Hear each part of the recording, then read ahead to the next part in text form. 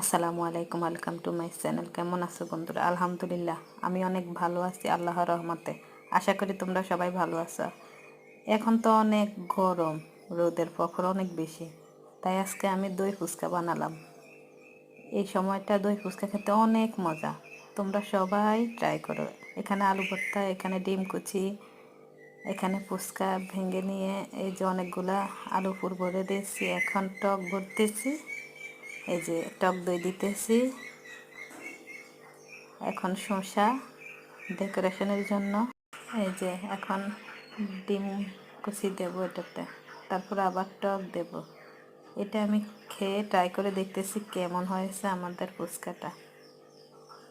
আলহামদুলিল্লাহ, অনেক মজা হয়েছিল। এই যে যেরকম লোভনীয় দেখতে, খেতে অনেক মজা। এই যে আমরা অনেকগুলো ফুচকা বানিয়েছি, সবাই ফুচকা খাবো, তাই আমাদের অনেক মেহমান ছিল, তাই আমরা অনেকগুলো ফুচকা বানিয়েছি।